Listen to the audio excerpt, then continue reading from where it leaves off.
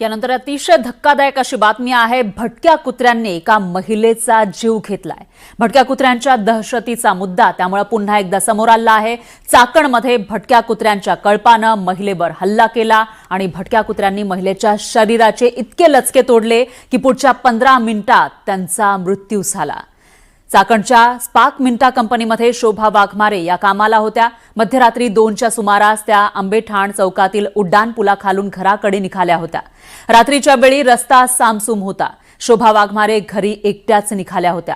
उड्डाण पुलाखाली पोहोचल्यानंतर 5 ते 6 भटक्या कुत्र्यांचा कळप त्यांच्यावर धावून आला। भीतीपोटी त्यांनी रस्त्यावर पडलेला दगड उगारण्याचा प्रयत्न केला, पण तेवढ्यात कुत्र्यांनी त्यांच्यावर हल्ला केला। पाय, हात आणि मानेसह त्यांच्या शरीराचे लचके तोडले। हल्ल्यात प्रचंड रक्तस्राव झाला आणि पुढच्या 15 ते 20 मिनिटात त्यांचा मृत्यू झाला। सकाळी मृतदेह दिसल्यानंतर सुरुवातीला खुनाचा संशय व्यक्त केला जात होता, पण सीसीटीव्ही फुटेजमधून हा सर्व प्रकार उघडकीस आला।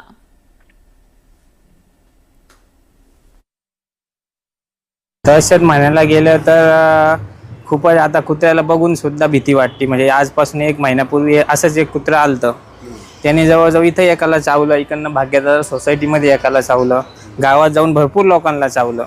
त्याच्यानंतर कुत्रं बघितलं तरी भीती वाटते। जी भटकी कुत्री त्यांना सुद्धा आवर घातला पाहिजे, पकडलं पाहिजे, परंतु गांभीर्याने विचार करत नाही। आता याच्या अगोदर बऱ्याच लोकांना चावलेलं आहे, आज एक जीव गेलाय, अजून भविष्यात जीव जाण्याची वाट पाहते का? ती जे महिला जी होती मयत झाली, ती महिला इथं कामासाठी पोट भरून घेण्यासाठी आली होती।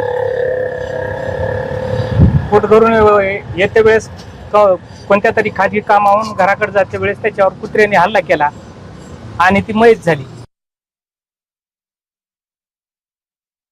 ॲक्च्युली प्रशासन म्हणून आपण ज्या काही खबरदारी घ्यायला पाहिजे त्या पद्धतीने आपण काम करतोय। एक मॅसिव्ह ड्राईव्ह आम्ही मागच्या 4 महिन्यापासून चालू केलं होतं। त्याच्यामध्ये आम्ही रोज 2 प्रभाग या पद्धतीने प्रत्येक आठवड्याला असे भटके कुत्रे आम्ही कॅच करतोय। परंतु नगरपालिकेमध्ये जे शेल्टर हाऊस आम्ही स्थापन केले, ज्यामध्ये 100 कुत्र्यांची कॅपॅसिटी आहे आणि आम्ही प्रत्येक आठवड्याला लॉटमध्ये आम्ही ते वॅक्सिनेशन आणि स्टरलायझेशन ही प्रक्रिया राबवत आहोत वेळोवेळी।